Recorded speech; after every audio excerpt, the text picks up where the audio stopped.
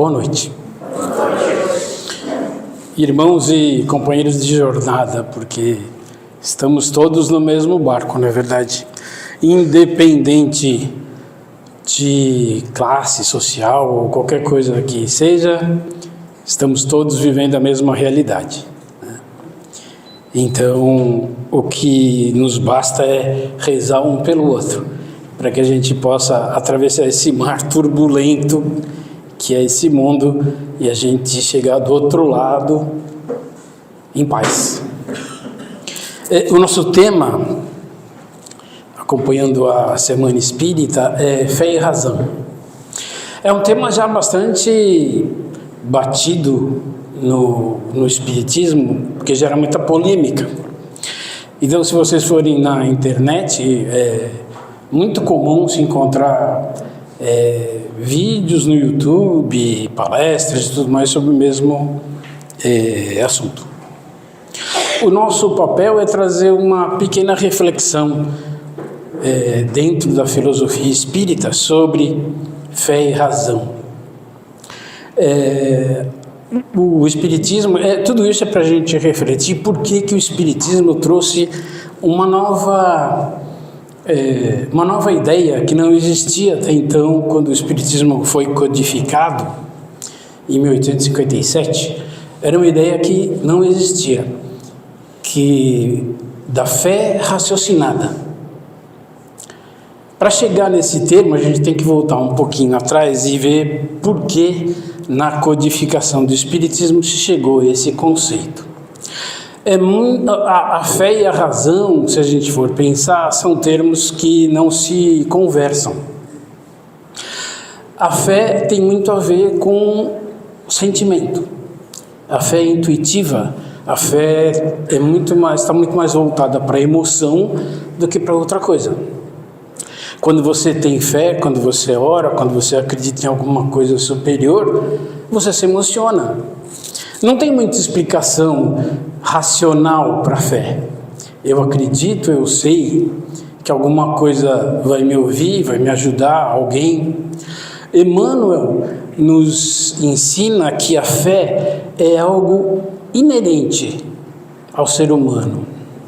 A fé é a certeza que o ser humano traz em cada encarnação de que algo superior nos comanda, entre aspas. É a certeza, nós sabemos que existe algo que pode nos ouvir, pode nos ajudar. Então a fé é intuitiva. E Emmanuel explica que isso vem do espírito. O espírito, antes de encarnar, por ter vivenciado a realidade no plano espiritual, ele tem a certeza absoluta, por ter vivido isso, por mais ignorante que seja o espírito, no plano espiritual, ele tem a certeza de que existem seres superiores que podem nos auxiliar. Vejam que tudo isso é muito sentimento, não tem prova, não tem nada muito físico. A razão, por outro lado, é quase científica. A razão é algo mais palpável. Para que você dê razão para alguém, esse alguém tem que te convencer, tem que te provar que o que ele está falando, ou fazendo, ou demonstrando, tem lógica. E para ter lógica, tem que ter relação com alguma coisa que a gente conheça. Ou seja, a razão é algo muito mais próximo da lógica, da explicação, do que do sentimento. Por isso, sempre que se fala em fé e razão, se entende que não se conversa. A razão e a fé não se conversam, porque a fé faz parte de um mundo emocional e a razão faz parte do mundo racional, científico, positivo, explicável. A fé não se explica. O que tem razão tem que ter um motivo, tem que ter uma explicação lógica. O plano espiritual, as razões do mundo espiritual já vem muito antes de que o Espiritismo tenha sido codificado. O Espiritismo foi codificado em 1857, com a publicação das obras do Allan Kardec, principalmente o Livro dos Espíritos. É claro que naquele momento, e isso é importante porque a gente vai dizer, o mundo atravessava algumas tempestades. Foi assim quando Jesus veio à Terra, o mundo estava em conflito. Foi assim quando o Espiritismo foi codificado, o mundo era varrido por ideias filosóficas, que a gente vai tentar falar um pouquinho sobre elas. E o mundo de hoje não é diferente. O mundo de hoje está sendo varrido de forma bastante violenta por conflitos, por decisões, por acontecimentos bastante chocantes. Não foi diferente do que aconteceu na Primeira, na Segunda Guerra Mundial, não foi diferente de outros períodos de conflito da humanidade, não foi diferente. E não foi por acaso, não se iludam de que acontece hoje, tem acontecido simplesmente porque aconteceu. Não aconteceu por acaso. E o plano espiritual já havia sido preparado para isso há muitos anos. Há mais de 150 anos nós atravessamos a transição desse planeta. O planeta sai de um mundo de provas e expiações, para quem gosta de ler sobre o Espiritismo, para um mundo de regeneração. Não vamos entrar nesse tema, mas é como se o mundo saísse da infância e entrasse na adolescência. É um conflito, é um sem número de emoções. Estamos entrando na adolescência do mundo. Por isso, tantas confusões que a gente vê por aí. Mas não vamos fugir do nosso tema, porque senão a gente vai vagar aqui. Há muitos e muitos anos atrás, o plano espiritual já se manifestava. Os egípcios acreditavam no outro lado, tanto que eles enchiam os sarcófagos dos faraós com todos os pertences deles, para que eles pudessem chegar do outro lado da vida com toda a sua riqueza. Os índios acreditavam nos deuses da natureza. E tantos outros povos acreditavam em tantas outras coisas que não eram visíveis e que não tinham prova. Quem podia provar que o Olimpo tinha tantos deuses como os gregos acreditavam? Não é verdade? A deusa da beleza, e depois os romanos também criaram o seu próprio Olimpo. O que eu quero dizer com isso é o seguinte: há muitos e muitos séculos e milênios existe uma ligação entre o plano espiritual e o plano físico. Sempre se acreditou em algo além da matéria, que trazia de certa forma, o microfone? Tá bom. Está muito alto? Vocês acham que está muito alto? Tá. Então, o que a gente repara é que há muito tempo, nós, a humanidade, porque nós já passamos por várias vidas, acreditamos e temos certeza que existem seres superiores, né? Isso é a tradução pura e simples da fé. O maior símbolo da fé é a oração. Quando nós oramos ou quando nós conversamos com as entidades que nós acreditamos superiores, seja em que religião for, seja em que crença for, nós estamos, de certa forma, conversando com alguém que nós acreditamos que sabe mais do que nós e que pode nos ajudar. Quando nós oramos, nós nos voltamos para nós mesmos. Dificilmente nós oramos que não seja para pedir ajuda em momentos difíceis e muitas vezes para agradecer, ainda bem. Se nós agradecemos, é porque nós acreditamos que nós devemos algo a esses seres superiores. Uma ajuda, uma proteção, um amparo, seja o que for. Vejam que tudo isso está ligado aos nossos sentimentos. Por isso a fé é emoção, pura e simplesmente. A oração é carregada de emoção. Quando você conversa com o seu santo de devoção, com o seu espírito protetor, com Deus, com algum ser superior que você acredita que possa ter poderes para te ajudar, você está entregando o seu coração, a sua mais íntima emoção, você está se declarando para essa entidade. Muito bem. Acontece que a razão disso tudo não tem explicação. Você não diz, por que eu tenho fé? Porque eu tenho. Por que você acredita em tal coisa? Porque sim. Acontece que desde esses tempos imemoriais, a gente vê que as pessoas foram desenvolvendo ao longo dos anos o que no livro dos Espíritos, se chamou de fé cega.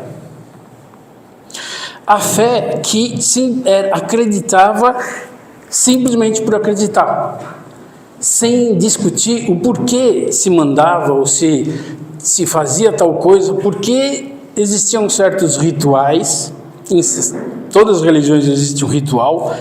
Por que aquilo? Por que eu tenho que fazer tal coisa para Deus? Onde está escrito que eu tenho que seguir tal ritual? Portanto, desde tempos muito antigos, esses rituais simplesmente existiam para trazer para o mundo físico a fé.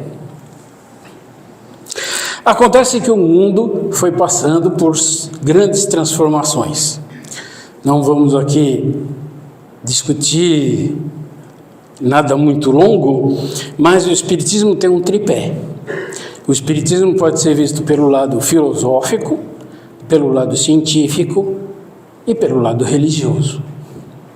Se a gente for fazer uma pequena mistura disso tudo, a gente vai cair no que Emmanuel fez quando ditou um livro que o centro aqui está estudando. Vocês devem ter visto aqui que é A Caminho da Luz, isso. A Caminho da Luz é a história da humanidade sob a ótica espírita. Se você pegar esse livro, é um livro de história. É pegar um livro de história. Os egípcios, a Revolução Francesa e tudo mais. Mas Emmanuel explica pela ótica espírita. Ele explica o que aconteceu no plano espiritual, por que essas coisas aconteceram como aconteceram. É muito interessante para quem gosta de uma leitura que não é só espírita, mas é bastante histórica. É um livro muito interessante. Recomendo. Eu acho que esse livro deveria fazer parte das obras fundamentais do Espiritismo, junto com a Gênese, com Entre o Céu e a Terra, do Allan Kardec. Bom, muito bem. O que acontece nesse livro e o que tem a ver isso com fé e razão? Para que a gente saísse do termo fé cega, que é o que se fazia desde os tempos dos gregos e romanos, aqueles rituais para os deuses, e com o passar do tempo, essa fé cega foi se transformando em rituais cada vez mais sedimentados. A gente pode citar um monte de exemplos em todas as crenças sobre esses rituais sedimentados. Muito bem. Misturando a filosofia com a história, a gente vai descobrir e vai tentar entender o quê? Lá pelos anos de 1700, 1600, aconteceu no mundo uma revolução intelectual que se chamou Iluminismo. O que aconteceu nessa época? Nessa época as pessoas começaram a questionar, era a época, se a gente viajar no tempo, em que existiam umas monarquias. Só existiam os reis eram donos da igreja e existia o povo. Todo mundo conhece esse lado da história. Não por acaso as pessoas começaram a questionar por que a igreja era tão poderosa e ela vivia em conjunção com os reis. Por que o povo não tinha direito a nada? Porque o povo vivia na miséria e os reis viviam na abundância. Começou a surgir uma ideia de que as monarquias tinham que acabar. e de que o povo tinha que ser mais ouvido. Isso culminou na Revolução Francesa. E a Revolução Francesa, todo mundo sabe, derrubou as monarquias. Acabou o rei Luís XV, Luís XIV, todos ali foram dessa época. Reis foram decepados, reis foram perseguidos, reis foram expulsos das suas poderosas instalações, dos seus castelos. O mundo passou por uma revolução. De 1789, se a gente fizer uma continha, até 1857, quando o Espiritismo foi codificado, são em torno de 60 a 70 anos, não é muita coisa. Ou seja, quando o Espiritismo foi codificado, o mundo ainda vivia o efeito da Revolução Francesa, que era o questionamento das monarquias, o questionamento da igreja que impunha dogmas, que impunha rituais, sem explicação. Depois que o iluminismo terminou, justamente na época da Revolução Francesa, surgiu um outro movimento chamado positivismo. O que esses caras que defendiam o positivismo diziam? Tudo tem que ser provado pela ciência, ponto. Se você não provar por método científico, você não pode acreditar. Foi nessa época que surgiu a codificação do Espiritismo. Por que o Espiritismo surgiu nessa época? Porque tudo tinha que ser provado. Porque o mundo estava dominado pelas ideias positivistas. Foi aí que o Espiritismo começou a demonstrar, por efeitos físicos, que o Espiritismo existia. Que existia um mundo fora do mundo físico.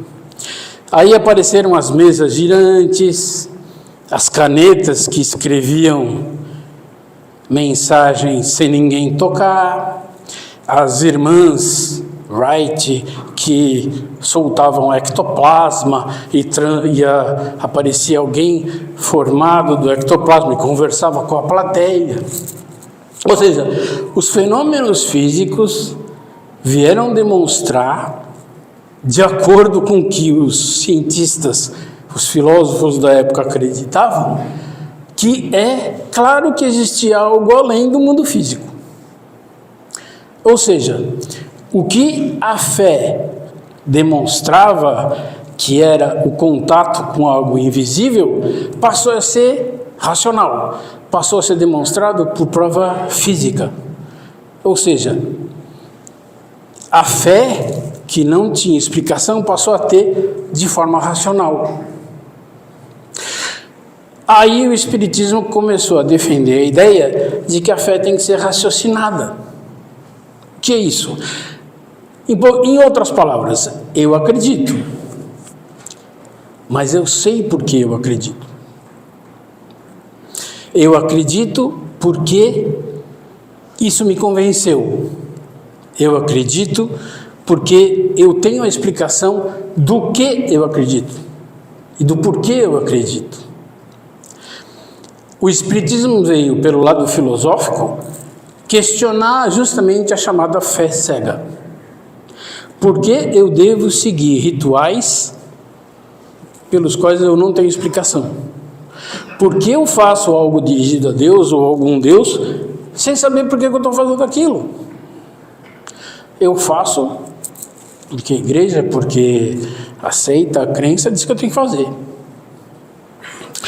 E aí, mais uma vez, o Espiritismo codificado veio dizer o seguinte: nós temos o livre-arbítrio.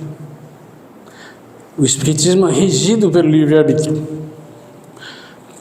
A todos é dada a liberdade de fazer o que se quiser, desde que você responda pelas consequências. Eu posso matar uma pessoa, ninguém vai me impedir de matar uma pessoa, mas eu vou ter que ter consciência de que eu vou responder por isso. É claro que diante das leis da terra, as leis impostas pelo homem me dão um castigo para isso. Mas acontece que existem leis que não são impostas pelo homem. são as leis naturais. E que o Espiritismo vem explicar que diante do livre-arbítrio você pode fazer o que você quiser, mas você vai ter que arcar com as suas consequências. Quem que semeia vento, colhe tempestade. Então, o que o Espiritismo tentou trazer nesse mundo científico, que era o mundo que dominava nessa época em que o Espiritismo foi codificado, foi juntar essas palavras que, de certa forma, nunca se conversaram.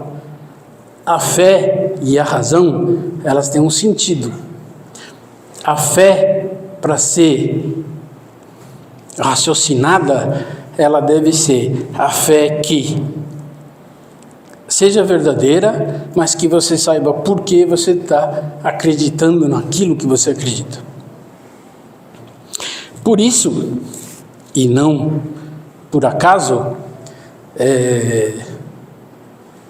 os espíritos dizem, e em toda a comunicação espírita isso é muito presente, acredite, mas questione. Foi assim que o Espiritismo foi se espalhando pelo mundo. Nas comunicações espíritas, e principalmente no Evangelho segundo o Espiritismo, vocês vão ver lá, quem costuma ler a obra espírita, que existe, e também no Livro dos Espíritos, que toda pergunta que era feita exigia uma explicação racional, exigia uma explicação lógica. Por que eu faço isso? Por que existe aquilo? Por que isso e por que aquilo? Ou seja, o Espiritismo, apesar de ser filosófico, trazia um conteúdo científico. Parece difícil a gente chegar à conclusão de que o Espiritismo ele consegue unir coisas que outras crenças não conseguiram. Que além dos rituais, existe um lado lógico, existe um lado científico. Tanto é assim que o Espiritismo traz um lado muito científico, como eu já disse. Ele explica os fenômenos energéticos do passe, da fluidificação da água, da incorporação de espíritos. Isso tudo é científico. Se vocês forem ler as obras espíritas, os espíritos vão dizer que a água é fluidificada por correntes magnéticas, que o passe é uma transfusão de energia entre o médium e o paciente que está sentado na cadeira. Então, existem muitas explicações científicas para os fenômenos espíritas. O que a gente está tentando trazer como reflexão, desculpa, é o seguinte: a fé, ela deve estar ligada ao coração, à emoção, sem dúvida. Mas ela não pode ser uma fé cega. Você não pode acreditar por acreditar. Esse é o grande conceito do Espiritismo. Não é acreditar por acreditar. Não é ler e não saber porque está lendo. Repetir as palavras que estão escritas num livro é muito fácil. Ler uma oração ou repetir uma oração é fácil. É só ler o que está escrito. Agora, o que diz aquela oração e por que eu estou falando aquilo daquele jeito, aí é mais difícil. Os filósofos tentaram explicar isso, né? Por que a gente faz as coisas? E se discute até hoje por que a gente faz certas coisas. Mas a verdade é que o Espiritismo traz na bagagem esse conflito entre a fé e a razão. O que a gente tenta trazer aqui é uma pequena reflexão de que o seguinte: dentro de qualquer crença, seja qual for, sem nenhum tipo de julgamento nenhuma, toda e qualquer manifestação, todo e qualquer ritual exige uma explicação. Senão é fé cega. senão é algo no vazio. Se não houver lógica, se não houver motivo, se não houver um porquê eu faço tal coisa, eu estou fazendo repetição de movimento. Eu estou sendo simplesmente dirigido. Não é? Está quase acabando o tempo, eu não vou cansar muito vocês. Mas só para aterrizar um pouco, trazer uma coisa mais perto da gente, tem uma passagem no Evangelho muito interessante, que traz um pouco essa figura da fé e da razão. No Evangelho de Mateus, tem uma passagem chamada... Gente, perdão, vou tomar um pouco d'água. Eu pego aqui.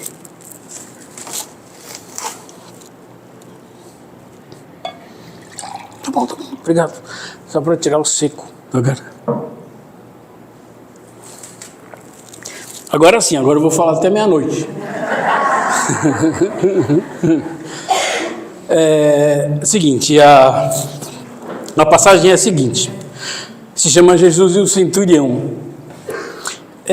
Vamos falar um pouquinho de história aqui. Lá na época de Jesus, Cafarnaum, que é muito famosa lá em Israel, era dentro do Império Romano, no Oriente Médio ali, era uma terra muito importante.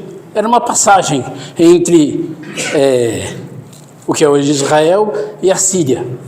Era uma passagem muito comercial. Era uma rota comercial entre o Oriente Médio e Damasco, na Síria. Então, ali, o exército romano, por considerar um lugar muito importante, eles tinham uma legião de soldados. Naquela época, alguns lugares tinham 100 soldados. Por isso eram chamados os centuriões. Era o cara que tomava conta dos 100 soldados. E eles eram tão importantes, os centuriões, para o governo romano, para o Império Romano, que eles tinham autoridade mesmo. O que eles mandassem aqueles centuriões fazer, eles iam fazer. Ou seja, era um destacamento do exército romano.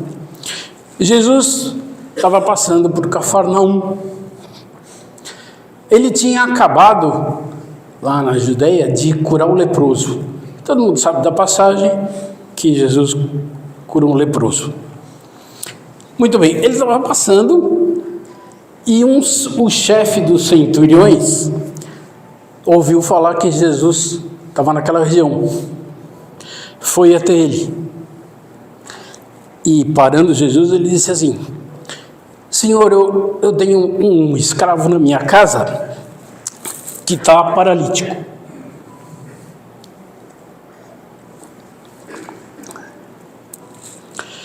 E aí Jesus parou para ouvir. E Jesus disse assim: eu vou curá-lo. Sem muitas digressões. Aí o centurião virou para ele e falou assim: Senhor, o senhor não precisa ir na minha casa. Eu não sou digno que o senhor entre na minha casa. Desculpem. Mas ordena alguém a ir lá e curar o meu escravo. Porque como o senhor, eu estou sujeito a uma autoridade. E eu também exerço essa autoridade. Se eu mandar um dos meus soldados ir em tal lugar, ele vai. Se eu mandar um dos meus soldados me trazer alguma coisa, ele vai trazer. Então eu tenho certeza que se o senhor mandar um dos seus enviados, o meu escravo vai ser curado. Aí Jesus parou, olhou para o centurião muito admirado e falou assim: eu não vi até hoje, em toda a terra de Israel, alguém com uma fé como essa. E aí os apóstolos pararam. É uma cena até chocante, porque como é que Jesus fala uma coisa dessas? Aí ele fala para o centurião: pela tua fé, volta, que o seu escravo está curado. E aí a gente começa a refletir algumas coisas que tem a ver com a nossa pequena reflexão aqui. Por que Jesus não foi até lá? Segundo, por que Jesus não falou, eu vou tratar o seu doente? Ele falou, eu vou curar o seu doente. Terceiro, por que ele se admirou e falou, eu não vi fé igual essa em lugar nenhum? E quarto e último, por que ele disse, pode voltar, que a pessoa está curada? Vamos lá, em poucos segundos. O centurião passou a fazer parte dos seguidores de Jesus.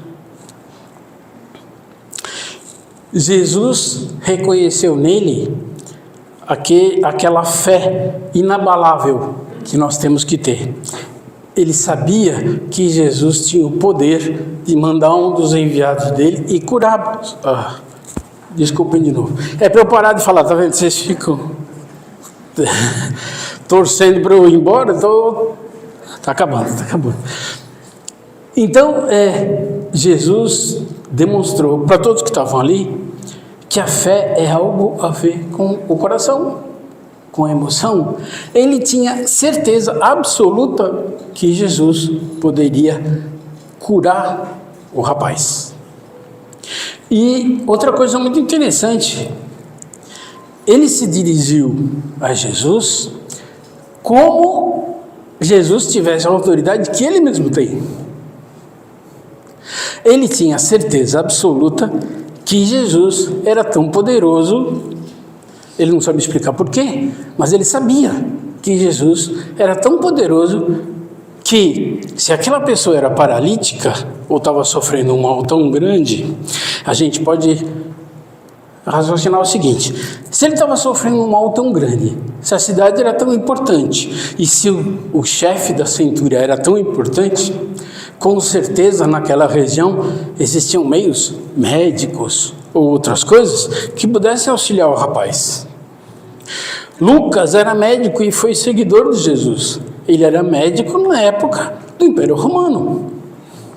Ou seja, naquela época já existiam algumas condições para a medicina para ajudar uma pessoa como escravo. Ou seja, o centurião não confiou nessa medicina da época. Ele confiou em Jesus. Ou seja, resumo da ópera: a fé é algo inexplicável. E é algo tão forte, tão instintiva, que provoca uma revolução como essa. E quem tem o poder de ouvir as nossas orações, sabendo que nós temos essa fé inabalável, com certeza vai ouvir e vai produzir os efeitos que a gente espera, como fez Jesus. Jesus não precisava ter dito para ele, volta e vê que ele está curado. Ele não podia não dizer nada. Mas ele reconheceu a fé daquela pessoa. E operou cientificamente, através de energias e de ordens aos seus enviados, é claro. É claro que uma equipe médica de espíritos foi lá e fez o que tinha que fazer. Mas não fez porque tinha que fazer, fez porque Jesus autorizou. Ou seja, nunca percamos a nossa fé. Com certeza alguém vai nos ouvir. E com certeza, se nós tivermos um merecimento, aquilo vai produzir seus efeitos. Às vezes não sai como a gente deseja. Às vezes a gente deseja demais. Ou às vezes, quando a gente menos espera, os nossos desejos se realizam. Tudo uma questão de merecimento. Acabou meu tempo e eu queria pedir só um parênteses. Eu falei que ia falar até meia-noite, mas não vai dar. Desculpa. Mas é o seguinte, o plano espiritual preza pela disciplina. Eles são muito mais ocupados do que a gente pode imaginar. Existe uma passagem no filme do André Luiz que demonstra bem isso. Emmanuel chegou para o André Luiz e falou, nós vamos escrever 16 livros, pode se preparar. Aí o André falou, mas como que eu vou escrever 16 livros? Eu não tenho condição. Por onde eu começo? Pelo começo. E o que eu devo fazer? Aí ele falou, o Emmanuel falou para André Luiz, são 3 as ordens que você deve cumprir. Primeira disciplina, segunda disciplina, terceira disciplina. Não vamos esquecer disso, né?